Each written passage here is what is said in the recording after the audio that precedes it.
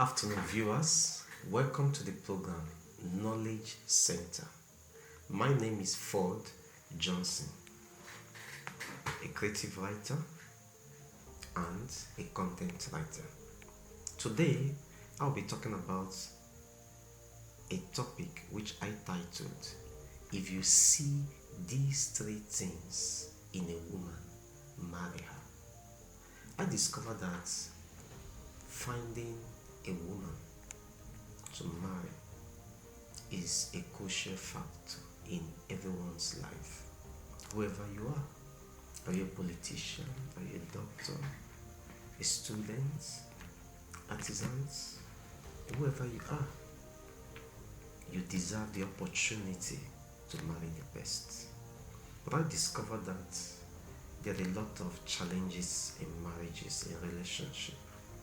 And one of the reasons why some of these things are happening is because people do not understand some of these techniques and some of these principles in being able to find the right thing. Why did we choose love to be sign number one?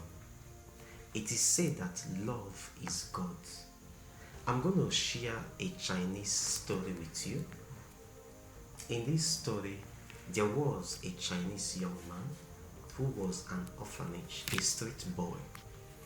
He was so skillful in Kung Fu, Tejikon Karate, Shotokan Karate, and other skillful talents in fighting. He has never lost a fight. Because of him, he had so many friends which he was defending. But a certain old man, a retired Kung Fu professional, saw him and picked him up and decided to train him professionally, and he became a fighter. Within months, he had already accumulated so much money because he never lost a fight. But one day, he stumbled into a lady who was so beautiful and attractive, and he fell in love with this young lady. But because of his success in fighting, so the opponent decided to attack him one day. He kept on winning and beating them up. But in one of the cases, he was ambushed and shot, and he collapsed, and blood spilled everywhere. And when the girlfriend saw him, she cried bitterly. As she was crying, police came to carry the body. Everybody came. They were holding holding her. She laid on the dead body. She hit on the chest. She did everything possible she could do to see if the young man could come back. Tears everywhere. At a point, everybody was emotionally broken. They were only looking at her because they didn't know what else to do. But when all hope was gone, everybody had to leave her there, and she was just lying on the body of the boyfriend. As she was lying there, helplessly crying, weeping, groaning, suddenly the eyes of the young man opened. And when the eyes of the young man opened, it was written on the screen and said, "Where there is love, there is life." And that was how the movie ended. I tell you this, if you find love in a woman, you can move mountains. You can change your world. I discovered that in this present world, especially in this our country, love have so much been compromised. People no longer go for love. They go for fortune. They go for fame. They go for opportunity. But you see, all these factors can end in a minute.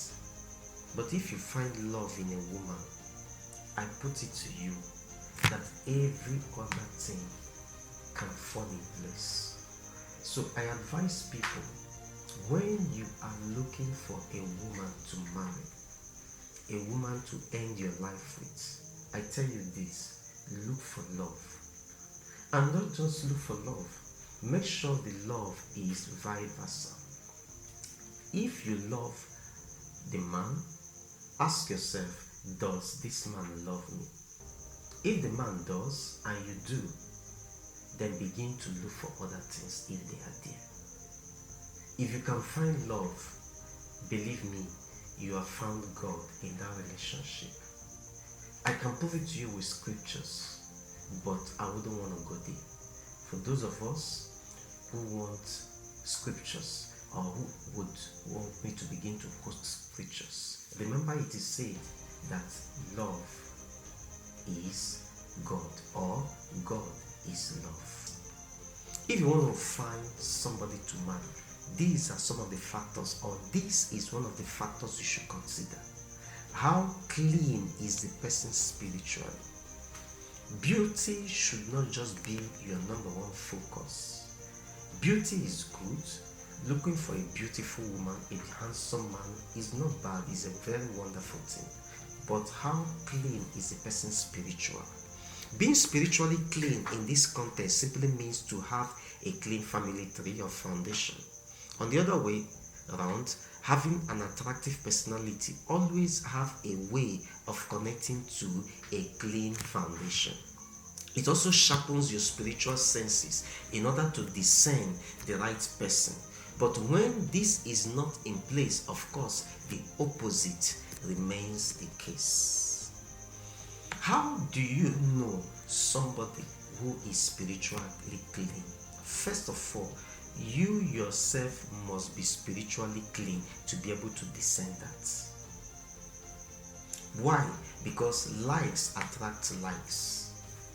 Why it is important for you to make sure that whoever you are going for is spiritually clean is because some of you do not have the spiritual capabilities to fight what a certain man of God calls the battle of life. You remember, when you marry somebody, the two of you becomes one. And whatever that was pursuing that person before becomes your fight. Will you be able to carry that fight after marriage? That is why when people marry, the battle becomes cumbersome. But when your eyes are spiritual, and when you see clearly, or if you can see clearly, you will be able to discern how clean this person is spiritually or not. Number one of the ways to be able to discern if somebody is spiritually clean or not is to make sure that you yourself is clean. What do I mean by being clean? We cannot talk about being spiritual without talk about somebody being a Christian. We cannot talk about somebody being a Christian without the person being a believer. We cannot talk about somebody being a believer without the person being a dedicated, regenerated Christian. So if you find yourself in this category and you're living a clean life, believe me, your sensitivity, your gift of discernment will be sharp. And when you find yourself in the midst of a wrong woman, something inside you will be uncomfortable.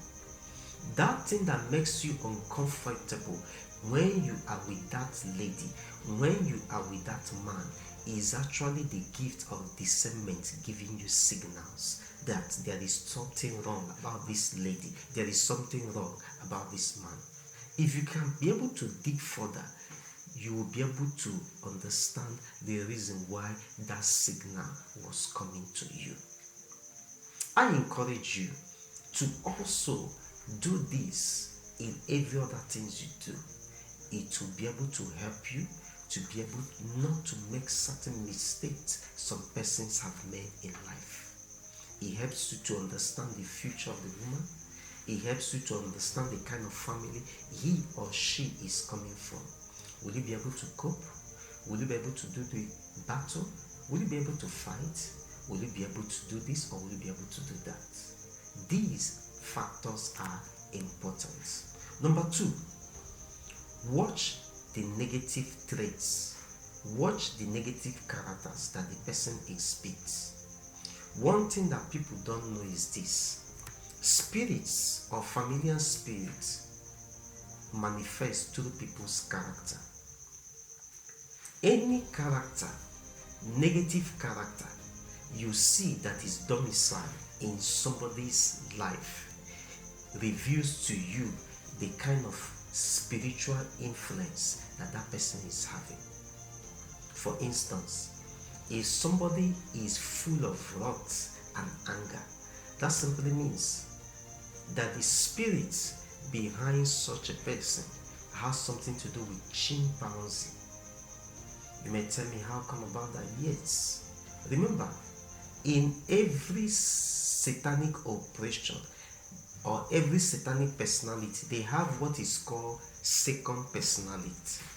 And when these demonic agents are operating with their second personalities, they do not go as human beings at times. Most of the time, they go as animals. If a witch wants to move at night, it moves, it takes the form of an animal, either a cat, a bird, a leopard, or one thing or the other. That form they are taking is what is called their second personality. So when I say that watch out for the negative traits in the life of that person, watch out the characters, the negative characters that are manifesting in the life of that person, that will give you a clue of the kind of negative spirit that is domiciled or influencing that person's life.